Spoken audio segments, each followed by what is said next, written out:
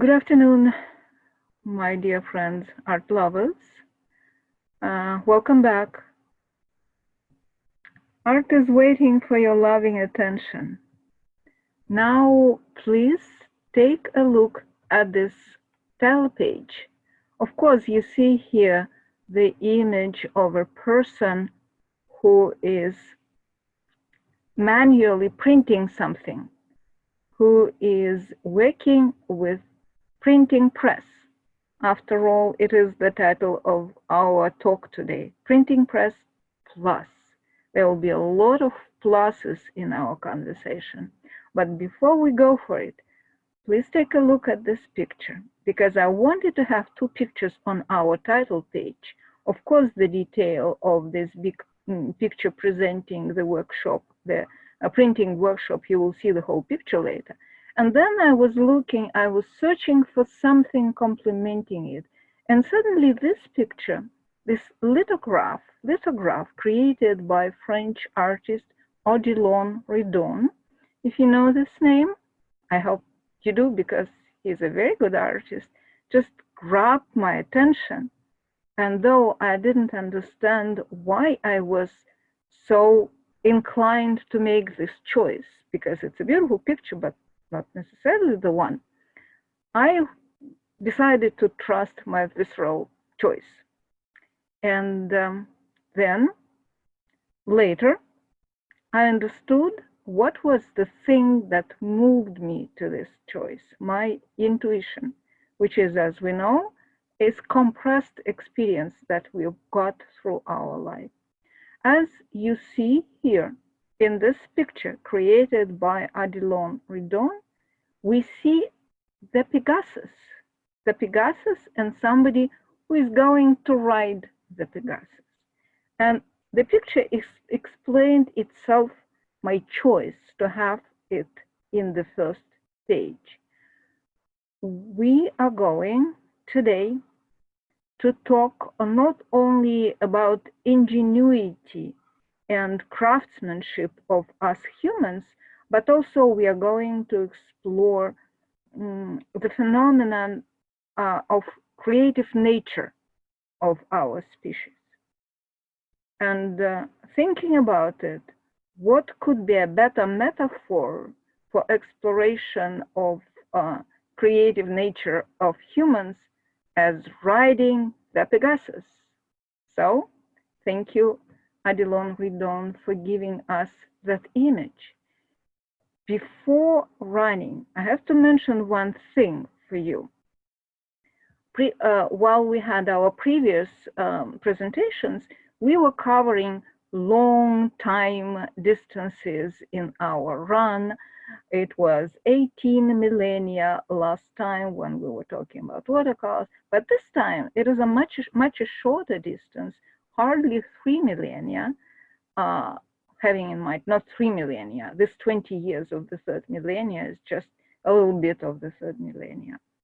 So it is not a marathon, it is a sprint. So let us go. We humans are social beings, as many other living creatures, living beings on Earth. Elephants with their calls for gathering, cranes with their cries, insects with their ultrasounds, not all with ultrasounds, but however, it is supposed to be considered that way. So we are driven to share information. And we humans used a lot of outlets for sharing information, sharing knowledge, admiring beauty, challenging the intellect of our tribe, and all these good things. So what did we use through the history of our flock? Bonfires on the mountain tops, sound of drums from dwelling place to dwelling place, encoded necklaces like the one I have here, and I'm going to show it to you. See, this is the necklace that was given to me by one of my students, one of the departments, one of the parts of Newbridge on the Charles by Tom. And what is the message encoded here? The cosmic power of moons and stars and the power of art making. What else we were using for sending the messages? We were using carpets with patterns showing the messages. We were using clay tablets and handwritten items like papyruses or parchments, handwritten manuscripts, and so on and so forth. And suddenly the revolution happened. Why? Because our kind, human beings, felt that they needed to expand, to enlarge, to increase the circle of informed. Can you hear the similar sound? To increase, to expand the circle of informed, to make the circulation of this similar information, to make copies. Here comes the print. Not that print was not known before, like 220 of this time, Anno Domini, AD, the first print on fabric print, printed fabric came to be known. And of course, we all know that these beautiful finger rings with the beautifully carved stones beautifying them were used as stamps if we were in old times when we were kings and queens and other very important people. We would seal whatever message we had to send. So the print came into our life. And thus, I want to show you something about it. We will start from the very beginning. This vignette that you may remember, we finished our very last presentation with this vignette, because here we have the books of different kind, and here we have a printed picture about which we will talk much later within our presentation. And here we have one of the first books known to humankind. The very first printed text came to be known as Korean text, printed in 8th century AD. This one is, yes, you guess it, right? It is a Chinese book of 9th century, and it is the translation of Diamond Sutra Buddhist text into the Chinese. So it is the print. It is one of the circulation of the prints. Another book from Chinese heritage, the medical book, another one of herbal medicine.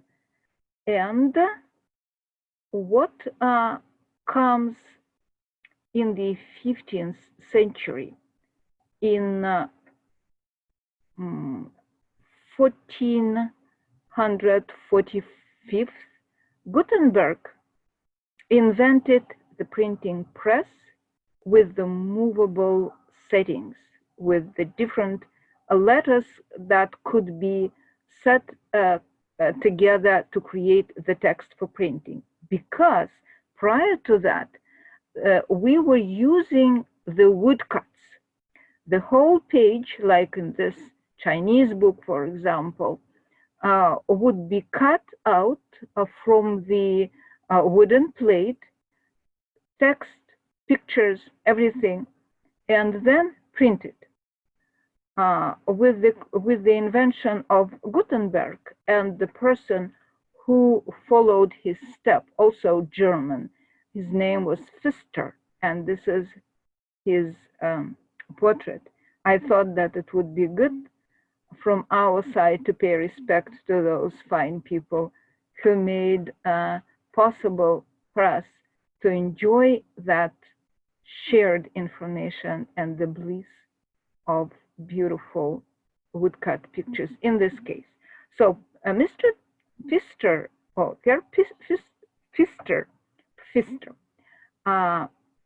used also woodcuts as illustrations in his books, not only the text that he followed the invention of Gutenberg, but also the illustration. So this is his book, printed in 1460. Let's go to our next slide. That one is the 15th century book on alchemy. That one, the flyer, Chinese flyer, because not only the books got printed for consumption of humankind. Books were expensive, but the information had to flow.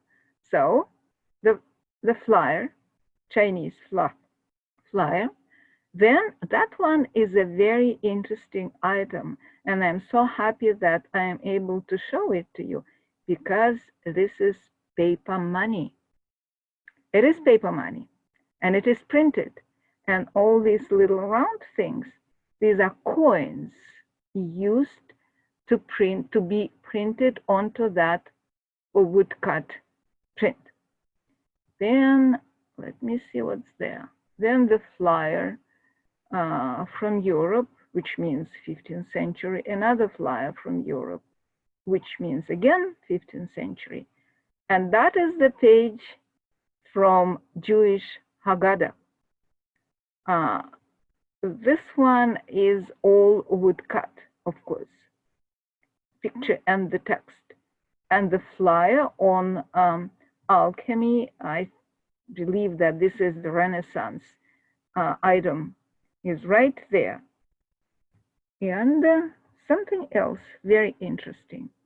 Something else very interesting, you remember that I mentioned that what gave life to that leap of revolution of printing, one of the ideas that came to work, was brought to work, was printing on fabric, which had much longer history than books. So I pulled together few images presenting to you that trend of printing. That one is relatively late one. It is 18th and 19th century. The one that you see before my talking head is also the item from the same family of printed fabrics. But that was done by the machine like that. And those, not to mention about those, it is obviously handprint, Iranian handprint fabric with woodblocks, carved patterns that would then had oiled or inked with paint and then printed on the fabric. And there are some old items from the museum, another block for printing, for hand printing, another block for printing from Old Russian Museum. Those are contemporary handprint woodblocks. So you already understand that at that point in human activity and history, in the beginning of printing, of the history of printing, the woodblocks, carved woodblocks were used. So these are just contemporary little woodblocks that everyone can purchase and use for their own needs. And again, thank you, Tom, for your beautiful wooden present. And those are prints on linen. And this one a contemporary scarf with hand-printed patterns on it. So it is still in use, not only for entertainment as such, but also for actual use. And this is the machine. Now it is printed this way, rolling printing machines with the screens and everything. So printing books, printing fabrics. And what happens next? What happens next, before we move into the art of printing, I want to show you two things. One thing, that image of very old ancient print. It is known that a printing press was born in 1440. Very possibly that this one is kind of born close to those times. So this is the grandfather, or great-great-great-grandparent of our contemporary printing presses. Is any of you, if any of you were practicing in different kinds of printings, in different kinds of art making, you would immediately understand that you did not use this kind of print, but it was used in 15th century. And thank you those who created it for us, who invented for us that process. The other thing that I want to show you on this slide, it is the very simple scheme explaining different kinds of printing processes that we are going very briefly to cover. Again, remember that we are running not the marathon, but sprint. So we have to cover a very short distance with very intensive, compressed information. But before we start running, I want to tell you that that image presents the printing that is called relief printing, or in art it is called high printing. That one is called intaglio printing, or we call it deep printing. And that one we call flat printing, because there is nothing carved into that plate. So what is it? So in woodcuts, for example, as one of the examples of relief printing, we have to carve into the plate, so the surfaces left on the top are inked with special ink, and paper is put on the top of it, and then the whole thing is put into that press, or whatever press it is. Here is a completely different story, actually. The plate had incisions, the grooves inside of it, and the ink is put inside deep into those grooves, into those incisions. Then the paper put on the top, and the whole sandwich is put into the press. And here is just another story. When we humans, remember, we are very inventive, we are very creative, and we are just awesome in finding easier ways to satisfy our artistic and social needs. So we will come to that scheme of printing when we will be touching lithograph, monotype, and monoprint. And then let's go and see what is on our next page. On our next page, first, we have the image of ancient printing workshop. Here we have it. They are using the print very similar to the one that we just saw. Then I pulled onto this page a number of examples of woodcuts. Woodcut means relief printing or high printing. And of course, one of the gods of that and in art, just generally speaking, is Albrecht Dürer. It is his self-portrait. He is not a young man, not the one young man that I showed you last time, young and promising and blooming and everything.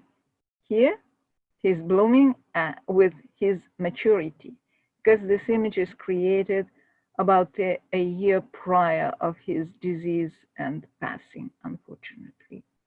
But we have this portrait and we enjoy it. And it is a woodcut. I pulled also number of the famous, just recognizable from the first glimpse pictures. Adam and Eve by Dürer. Then the praying hands.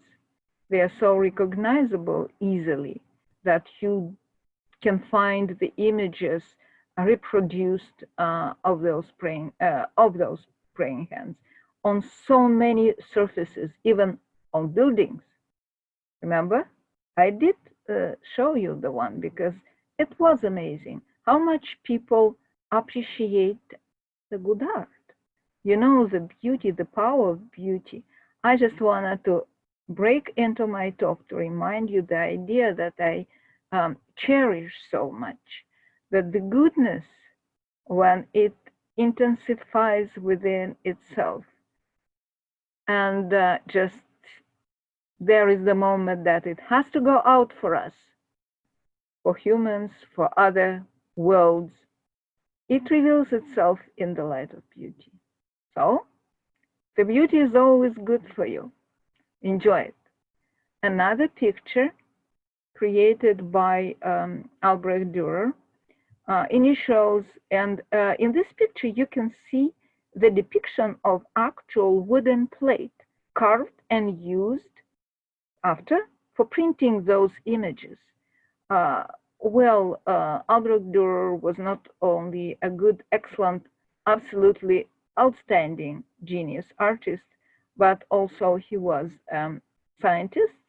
He printed out, talking about printing, printed out number of books and writings and researchers. And one of the researches was done in building the proportions, good proportions of the font of the text of the letter. And here we have the example from completely different story, when wood cutting for printing was that popular in Renaissance, medieval and then Renaissance Europe. It was used for printing, for example, tarot cards. And this is their tarot cards. And woodcut moved further into the history of art. I pulled here for you number of pieces also so recognizable and so admired that through it we are going to appreciate the art, the thought, the creativity, the craftsmanship, the goodness of souls, the goodness of message that is sent to us here by Hokusai, and it is called the wave of, let me read it for you, the wave of Kawagawa. And here we have, of course, the mountain. Where is my, you can hardly find anything created by Hokusai without the image of Fuji, of the Fuji. This is the one. This is another image created by Hokusai with the trees and the wind and the mountain, and it is also a woodcut. What is known about Japanese woodcut? That one belongs to 18th, beginning of 19th century Hokusai. Otomaro, Hiroshige, many other names that we would be able to touch deeper in our later installments. they were using number of plates for printing. They would first print the wide areas of color, lighter colors. The other plate would be used for printing some darker colors with the white space left preserved, deeply carved into the plate. And then they would use the plate with the linear carvings, providing the linear part of their picture. So it was a very complex work. And another one, a very recognizable image, Scream by Edward Munch. Not only painting, but also woodcut. You see the texture, you enjoy the craftsmanship, and you are deeply, deeply moved by the spirit of that picture. And the spirit of that picture is so different from the spirit of that wave by Hokusai. And that's why we love art, because it makes our souls, our spirits, enjoy themselves and fly to the stars and fall in the depths of the ocean. And here we have a contemporary Japanese artist. These are two of his images. And his name is Hakumaki. The trees, kind of realistic one, more or less. And this one, not realistic, but why not? Why not to make abstract pieces of beauty? Because beauty is a beauty is a beauty. We take and enjoy everything from beauty. Now, what else do we have there? Let me see. Next, we have to get to our next page. This is the last piece of contemporary woodcut, because what we are going to touch now, in the end of 16th century in England, what was created the technique which is called not a woodcut but wood engraving, which means, and this is shown how it goes. See, these are the hands of the artist making that wood engraving. These are the instruments. I thought that you would enjoy seeing them, especially if you are the ones, or somebody of you has been using those instruments. It's a special pleasure to have it, to feel it in your hand. They're very organic to human hand. A wood engraving. The thing is that so-called woodcut were done on the plates of wooden plates cut along the grain. And that was a little, somewhat softer wood for carving. But the plates that were cut across the grain provided much harder substance for cutting, and the very strong hard wood used for this, like samshit, for example. This is one of contemporary examples of wood carving. See? Precision and strength, and again, beauty. I want to show you one more piece. It is self-portrait of the German artist Kathy Kolditz. She worked in using many media, including woodcuts and wood engravings. And you can see in the open how it works, how her instrument, how her carving tool would move along the plate, what she did to create light and dark and this image, and the look of the artist. I'm going to show you several self-portraits within today's presentation because from these self-portraits, artists are looking not only at themselves in the mirror, but at us. We are them, they are us, we are human beings, we communicate. So let's go further. What's happened then? We are still in the area of relief printing, deep printing. In 20th century, in what happened, people created the new material, which is called linoleum. It is a plastic material. It is much easy to cut.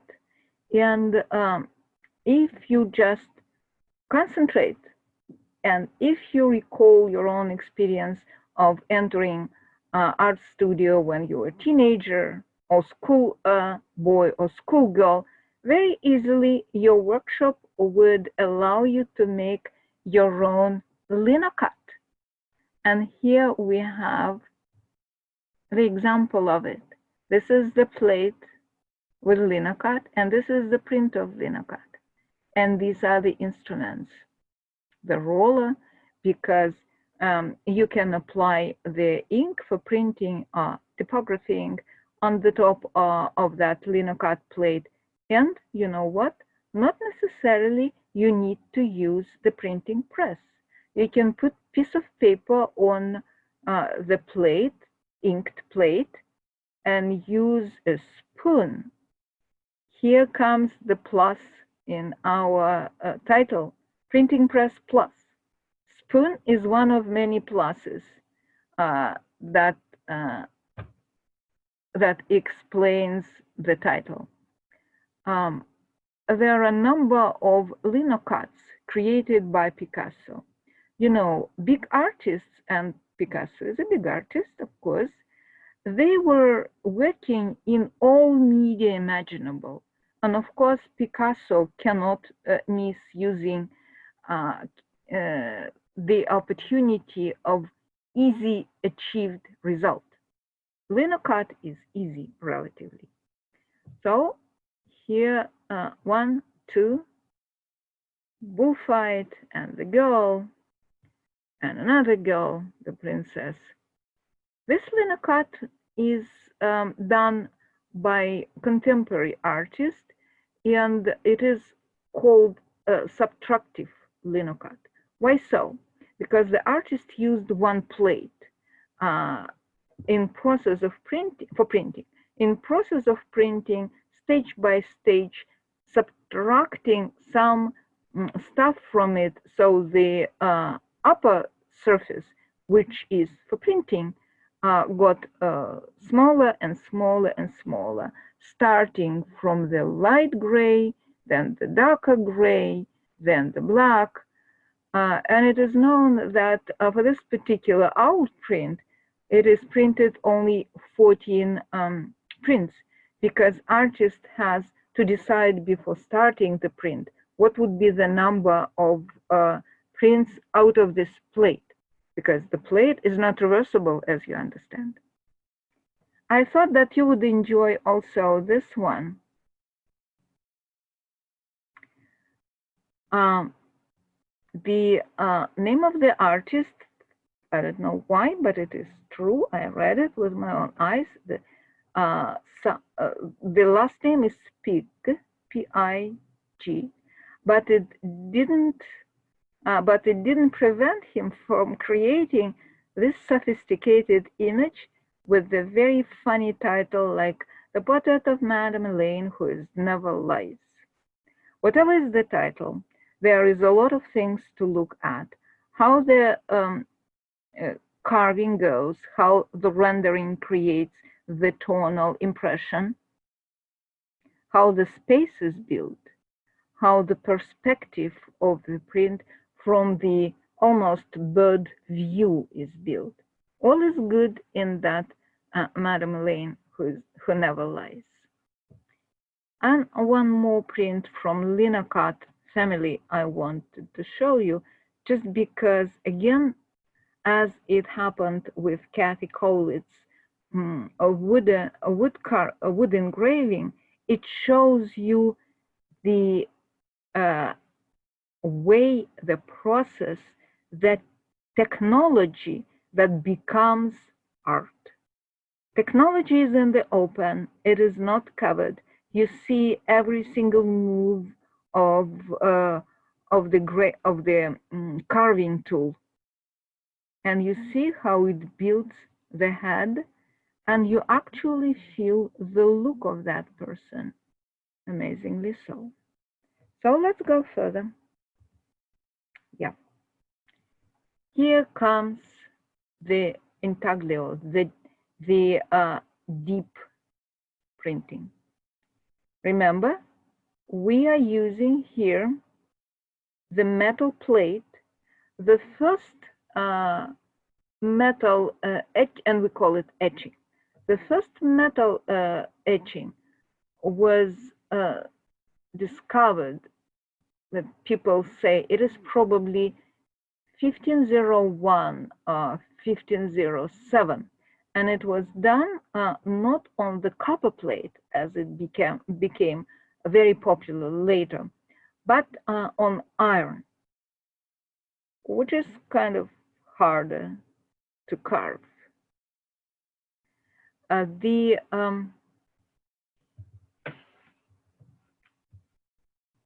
etching,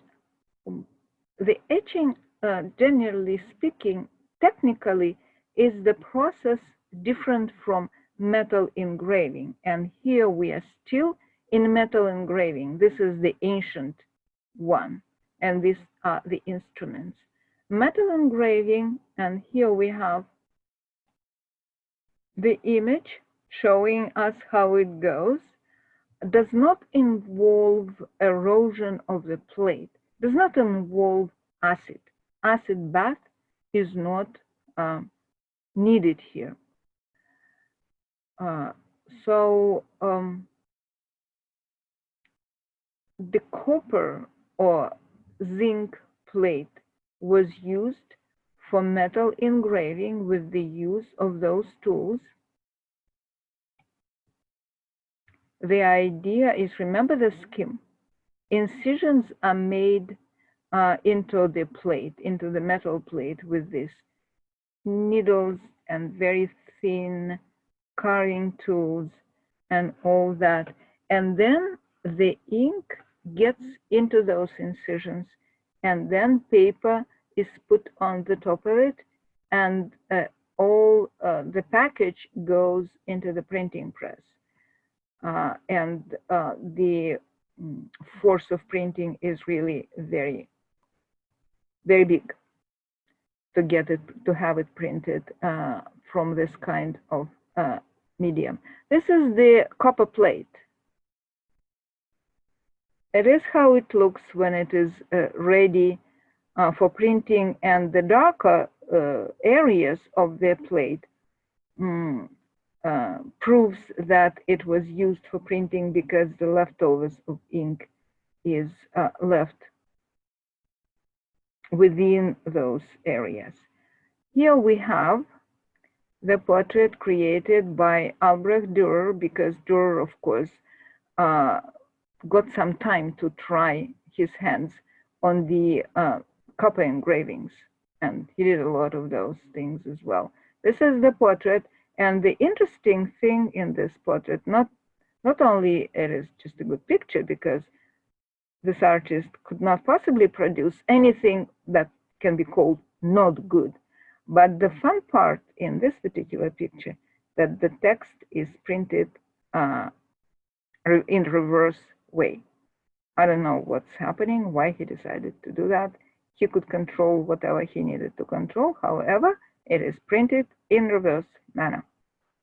This is another portrait by Dürer, and this is another picture by Dürer, Madonna and the Child. I want to show you something else. engraving, metal engraving, copper engraving, and zinc engravings were used for many reasons. Here we have a botanical book. I believe that the book is printed in 1806, something like that. Here we have another example, and it is the illustration in the magazine with such a long title, but the title is so fun that I wrote it down because I wanted to read it for you. Universal Magazine of Knowledge and Pleasure, London, 1760. Something in Sussex. Another one presents the HIM lab, the chemical lab, with the table of chemical science. Another one, the caricature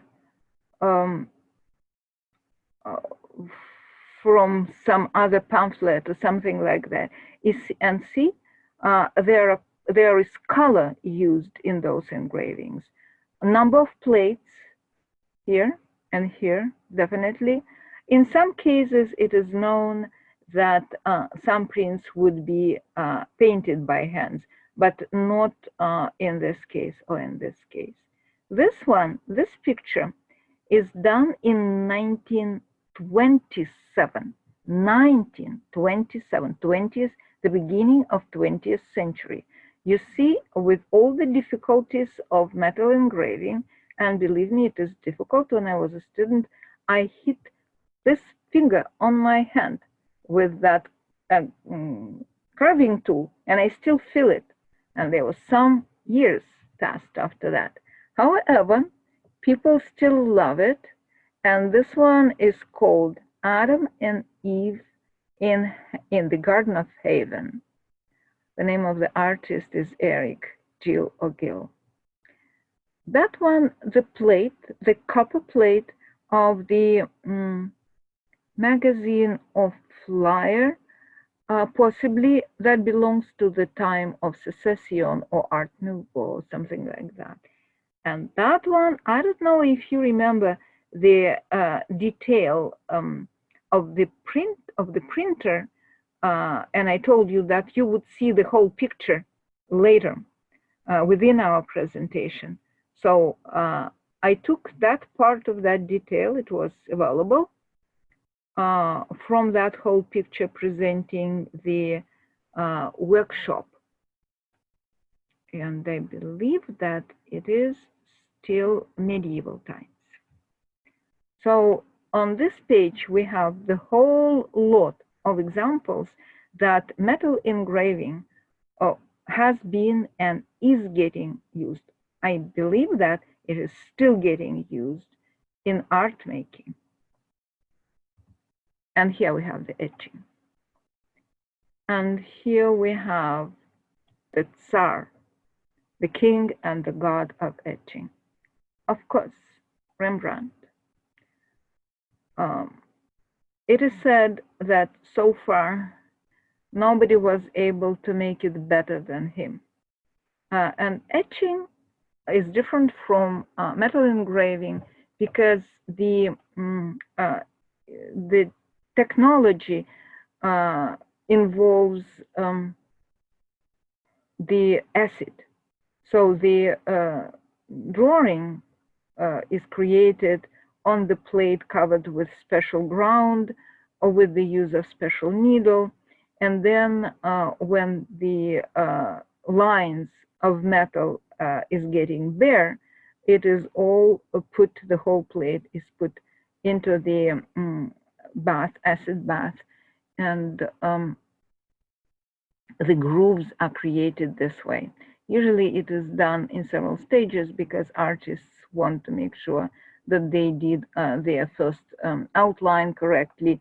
So they have to try and to make the preliminary print, then they get back, then they do the drawing with their etching needle to the point of the ready to be printed. So it means that it goes into the acid bath as is.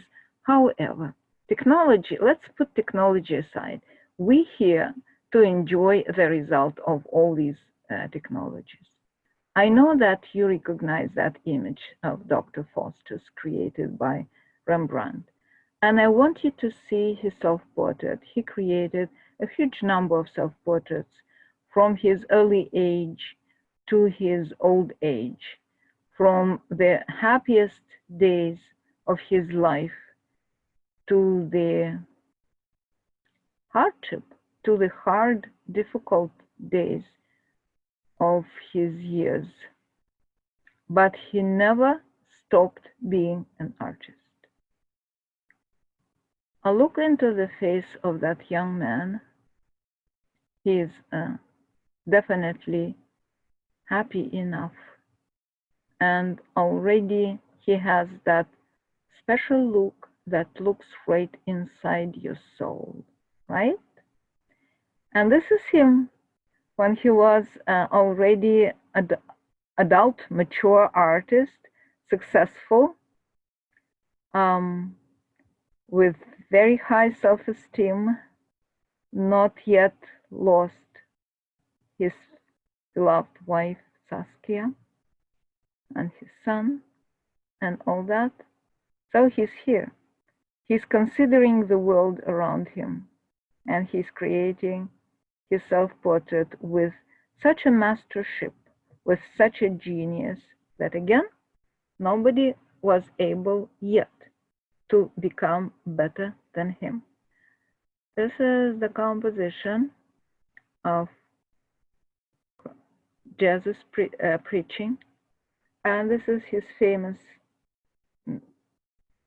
trees, three trees. It's very simple etching, shows everything that Rembrandt has achieved, will be achieving in his career. Did I tell you that it is known that Hermann Rembrandt created more than 200 etchings, and he was a painter. He was painting a lot as well. Not only he was doing etchings, but today we are enjoying this part of his body of work. And here they meet on one page. And I think that we have all chances thinking that if they had a chance to meet in person, they probably could easily enjoy the encounter. Rembrandt and Goya, another self-portrait. This one is not looking directly to you, but you have a feeling that he sees you anyway. And it is a good etching, a good piece. We put here one of his famous etchings. Usually Goya combines etching and aquatinta, that we will touch that matter later. And this one is very famous. It has a very long title, which reads, "The sleep of reason produces monsters." See the monsters over there? They're there. It is known as well that this figure of the person putting his head on his hands and trying not to see what he sees is artist himself. It is him. So let's go and see what else Goya had for us. Some couple of pieces from his capriccios.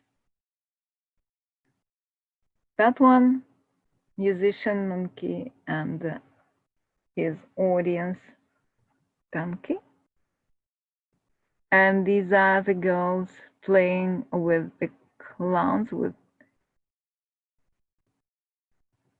See, they're jumping from there.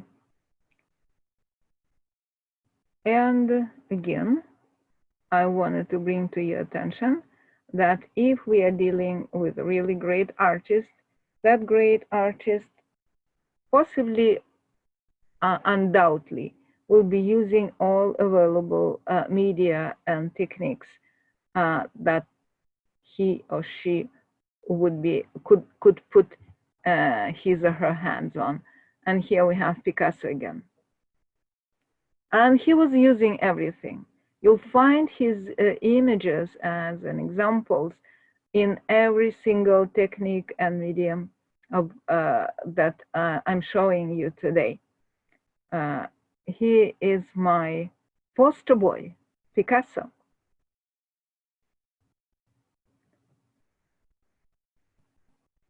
One of his pieces. The other one is said that it is preceding his famous Guernica. And you see the images similar to those that you could find in his Guernica piece. And this is, of course, the artist and the model.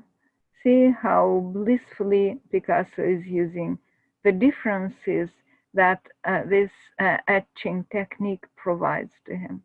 This is just only linear one, this one, the Minotaur and the Beauty. And this is, to my mind, one of the most telling pieces by Picasso. Everything is here. Monsters, light and girl carrying the light, scared people, some weather disasters, everything. Well, I think that Picasso belongs to that flock of artists who understood the world in his complexity and totality, if I may say it. So I'm saying it. And here we have another Picasso, you see, the wolf. It is another Picasso, can you believe it? And after simplifying everything that could be possibly simplified, looking at that realistic etching. Here we have the schematic wolf. You probably know that Picasso, by his training in his young years, was a perfectly trained, academically trained artist, to the point that his professors in his young years in Spain, when he was, 14, 15, looking at one of his final pieces, said that they didn't know what to teach him anymore. But he taught himself very well, to the point that he changed the way that art history of humankind went after him, which means, by the definition of a philosopher, that he was a genius. He changed the way the art developed itself after him. And I want to show you one piece. We are jumping a little bit back in the history of time, because that one, again, the image created by Rembrandt. But the interesting thing about this picture is that it is done as etching and finished with the use of so-called dry point. What is dry point? It is the needle that carving the space, the scratching the surface, the surface of the plate, without the need of treating it or eroding it with any acid.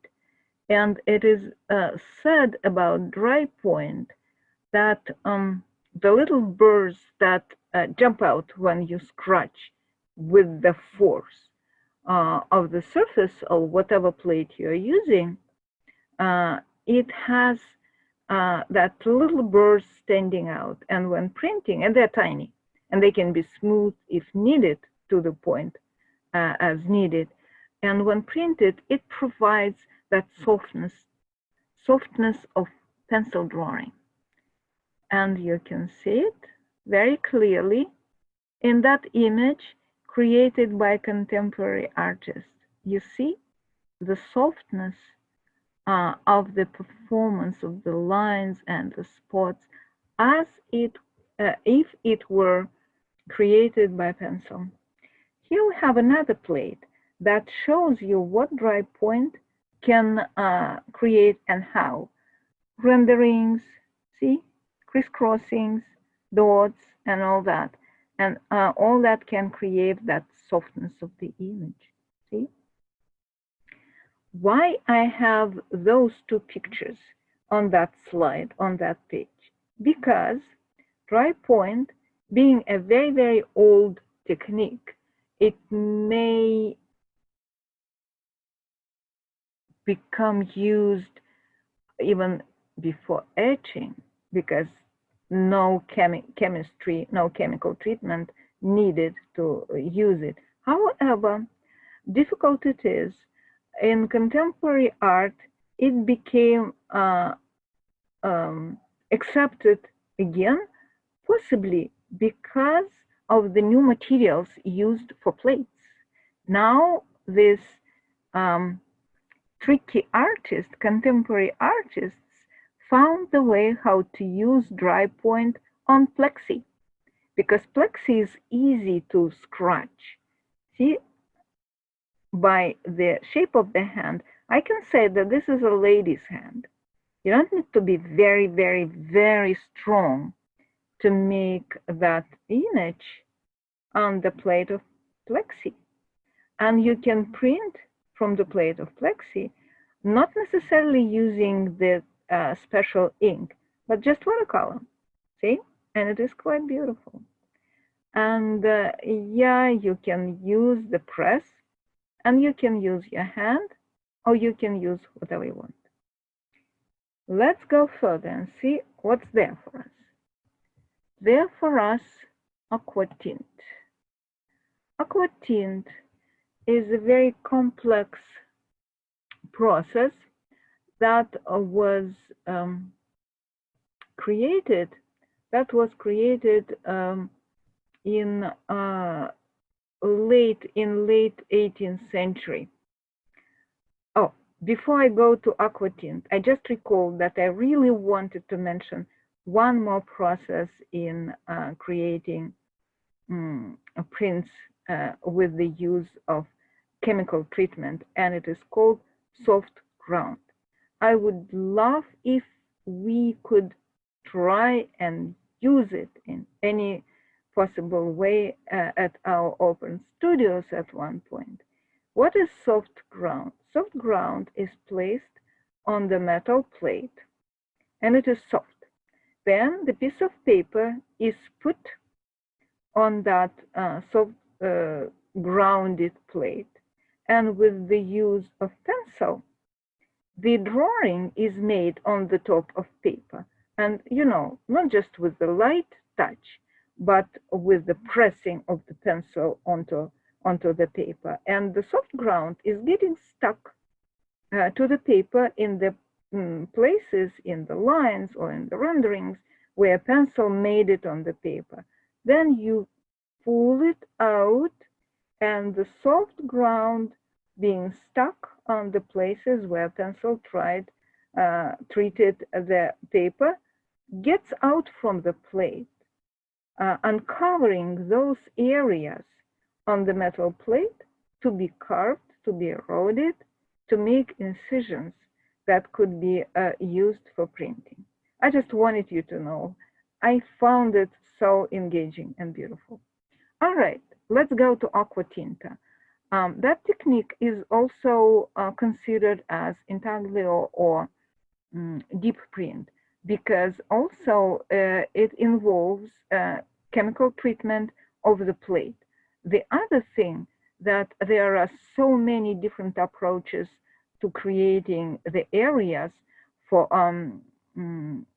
aqua tint treatment of the metal plate that we are not going even to start naming them. One of, for example, Picasso's favorite technique was so-called sugar lift technique. All these images, because I do use Picasso as my poster boy, because he has very expressive examples of different techniques. One of the first maybe examples of one of the aqua tintas, and I just like the simplicity of it, and the simplicity sometimes is not very good for your health. However, it's created by French artist Lavis and called Lavis. So the mixture of acid and paint used by artists as it were a paint. And with the use of brush or whatever it is, artist creates the image on the plate that he wants to use for printing. And when the painting with that poisonous substance is done, it bites the plate and creates that surface that would later be, after washing the whole thing, would be used for applying ink and for printing. Very often, aqua tint technique was combined with etching. And very often you can see, like here, where is my arrow? You see the lines over there and here. Very possibly because it is so convenient, Picasso could use linear, maybe etching, plus aqua tinta. Very possibly that it was several stages of working on the plate. First, linear etching, then aqua tint treating, then print. And Picasso loved the aqua tinta. He found that as one of his girlfriends writes in her memoir, that he found it very expressive and at the same time very strong, very expressive, and at the same time very delicate. So art is a strange thing, and artists are strange animals. Aqua tinta was widely used after it was created as the medium for illustrations, because it provided the softness as it is here. And let's see what else we have. And of course, aqua tinta, especially when used through the number of stages, through number of plates, and could be color aqua tint, multicolor aqua tint, very sophisticated, like painting, like watercolor painting. So that one is the old one. Goya, by the way, talking about aqua tint, I think that I mentioned that Goya combined very often, especially in his caprichas, etching and aqua tint, and it is said that some of his caprichas are done only by aqua tint. So it is. This is a contemporary piece created by the Polish, I believe, artist, and her name is Fega Ostrover. I think that it is also a combined technique, mixed medium, so to speak. You see that sharp lines. Very possibly that Fega created the etching, and then she used aqua tint as the final technique with her beautiful multicolored piece. This is another piece, quite abstract, and it's called Two Brush Strokes.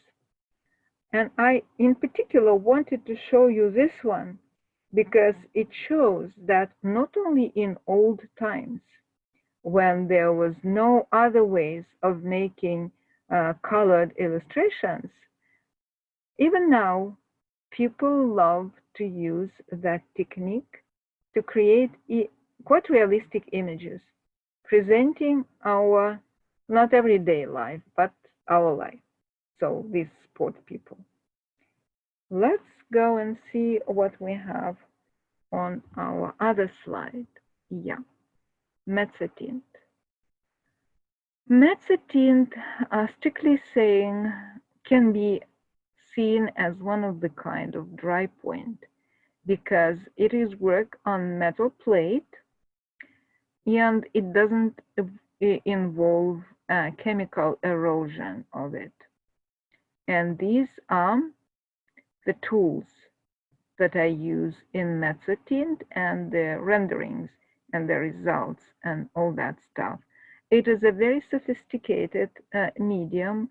It was created in the middle of 17th century. I just jump to the next slide and then I'll be back because I want to show you something. Yeah, I wanted to show you this slide just because it shows the images created in old times when mezzotint was just created and appreciated very much as the first real tonal possibility. The images, this, and this, are created by, let me read it for you because it's an interesting story actually. It is created by the artist of that time, 17th century, Valorant Weyland. And he was professional artist and tutor of a mature artist, Ludwig van Ziggen, who created the technique of mezzotint. And what is it? It is a special treatment of the metal plate with a special tool that is called rocker to rough the plate. I'll show you the rocker and the renderings again, but I wanted to show you that image created by that artist named Valorant Weyland, because it is believed that the person, Prince Rupert of the Rhine, the commander of whatever military Civil War participants, invented that tool for mezzotint. And this is his portrait. So let's get back to that previous slide. This is the rocker. This is the one that roughing the plate, and then if artist wants to create the image, he would smooth those parts of the plate that will not accept the ink, and then it is inked and put in the printing press. It is possible to create multicolored images and very sharp images. Sometimes artists go from the white to black, which means that they start from a very smooth surface and then treat with the rocker only those zones that need to be inked, or they go backwards.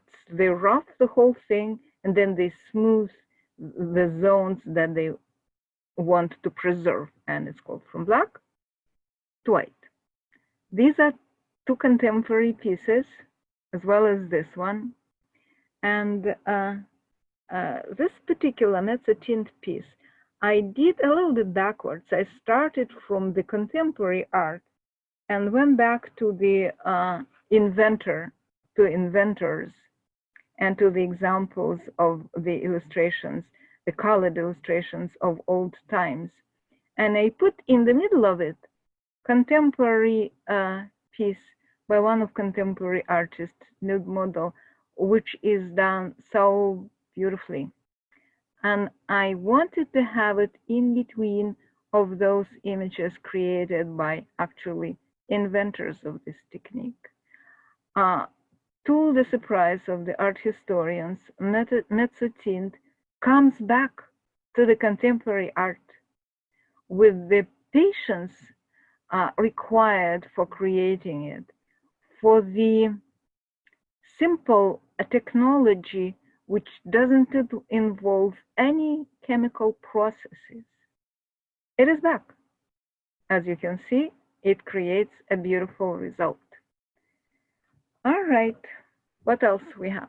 We have lithography. Lithography was invented in 17th century by the artist named Sennenfelder, who just wanted to create posters for his performances. Why so? Because it was easy to make. I put here the whole description of the process, and I'm going to recite it for you, because who knows, maybe at some point in the perfect life, we got a piece of limestone, lithography is done on the limestone, and we've got the possibility of create lithographs because it doesn't require acid. It was invented in the middle of 1780s. It is based on the natural antagonism between oil and water. A print is made from a design drawn on a flat stone block with a greasy crayon. The stone is wiped with water, then the ink is applied to the wet stone. When printed, the ink adheres only parts of the stone marked with the oil-based crayon. We actually can make it in our kitchen, except the fact that we don't have real printing presses in our kitchen, but who knows, we may have it. So 17th century, and after that, lithograph was used by every single artist after that. Daumier, Honoré Daumier, made a lot of contribution into the development of lithograph, and his famous pictures depicting all these satirical images, well known in his times and beloved in his times, and known and beloved today, of course, because what can be better? So thank you to Honoré Daumier. Lithograph as medium was developed to the point that it was used in any by any serious artist on earth, and the image, one of two images on our title page, was created by the artist Odilon Ridon, who lived in the very end of 19th century. This piece is created, I believe, in 1887 or 88, or something like that. And the other image that probably you will recognize. This is the one from our title page, our Pegasus that we are still riding. We are still riding. We still have something to explore. So let's go. Let's go further. This is the lithograph that assigned to Vincent van Gogh, and it presents the image well known from his early from the early times of his body of work, potato eaters. And here we go. Here we have the piece of Miro.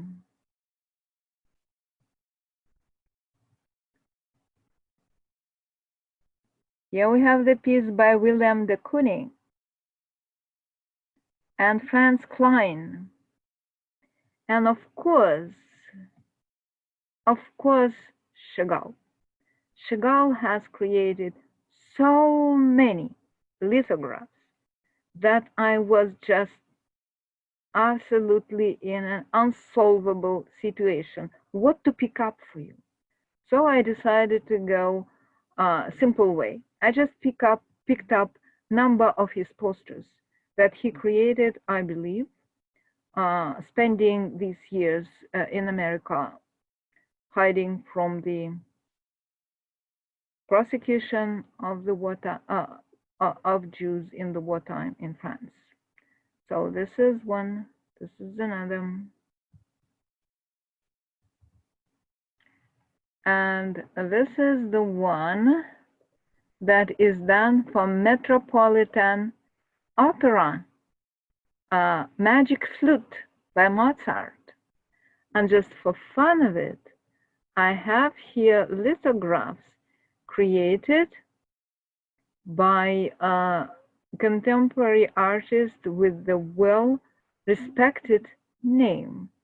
And his name is Cy Twombly. His paintings are very similar by the approach to those lithograph images. Unfortunately, he passed in 2011, but if you look up his name, you will find a lot of fun paintings relatively similar to his lithographs. And the freedom of the brush movement is the matter of admiration by one of my friends, very good artist, whose art I'm hoping to show you when our art salons will come back. And that fun image I put here just again for fun of it, because it presents the processes of lithograph. All right, monotyping. Monotyping is the thing that I'm sure almost every one of you, if you one time in your lifetime put his or her art to paintings, tried. Because monotyping is simply applying paint on the plate, glass, plexiglass, metal, whatever, then putting piece of paper on the top of it and printing it. That's all. But though it sounds very contemporary and very lazy, it was created in 1640, believe it or not, by Flemish Antoine Salart. But it is known that Italian artist with a very, very long name that I'm going to read for you, Giovanni Benedetto Castiglioni, who created, by the way, that piece, was known as the first applied it, as first producing the image by monotyping. And it is said that probably this is the second print. Of course, you understand that you cannot make a big circulation of prints using monotyping. So William Blake, who was not only a great thinker and a great writer, but he also was an artist. He created that monotype piece, combining it with etching, which is not very rare. You will see that not even if not in today's presentation, but within our next presentations, when we will come deeper into details of all these multiple joys of art making. So combination of techniques are very often to be found in artwork of many artists. So this is the old one. And here comes Degas, who created a lot of monotypings. And this one, after making a monotype, he put pastel paint on the top of it, another combination. It is known, by the way, that monotyping is a special and different from the next one that I will say a few words about. The specificity of monotyping, that artist has a bare plate before starting applying whatever he wants to apply on it before printing. Our American Mary Cassatt is known that she contributed a lot into monotyping and aquatint, by the way. That will be the matter of other exploration. Mary Cassatt has beautiful pieces of both media in the within the body of her work. And again, Picasso. This is his monotype.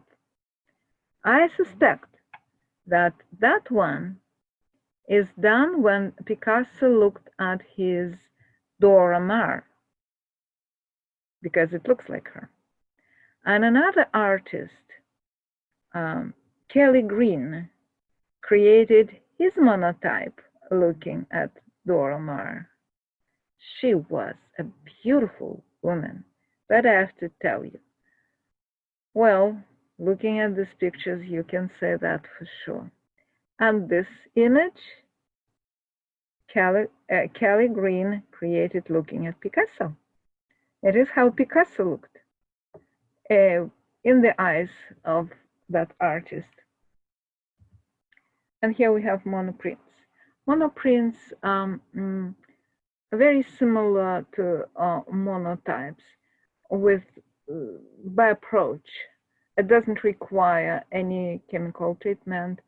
It just requires your imagination and the plate and your hands and some ink or something like that. But monoprint is known and differs from monotype with that detail. The plate can already have something on it before monotyping starts. And that image that presents the portrait of young Queen Elizabeth is the proof of it. See? It's a beautiful piece, by the way. So this is monoprint by Matisse. You can recognize the lines. This is the monoprint by Gauguin. Paul Klee, or Paul Klee, if you used to pronounce his last name this way. And you see what was on the plate. You see and you enjoy the texture of that print. I, at some point, would love to talk to you a little bit more about Paul Klee. This is another example of the artist who was perfectly academically trained and then remade himself because he wanted to have the vision of a child, like Picasso. But they were different kids, I believe, when they achieved their goals. This is another piece. I wanted to end our presentation today with this piece. It is named in my source, from one source monotype, from the other monoprint with subtraction of paint from the plate. Very often the line between monotype and monoprint is very relative, very not clear. It is just a good piece to show the presentation because it's beautifully done by a contemporary artist whose name is unknown. And the modesty of approach, nothing is unnecessary here. Every line, every spot is working, and the look of these eyes is very understandable, as Rembrandt and who else? Durers and Kathy Kollwitz and this artist. So that's it for today. Our horse ride, our Pegasus ride is done. We covered our short distance, our sprint is done, and we are all winners. I'll see you next time.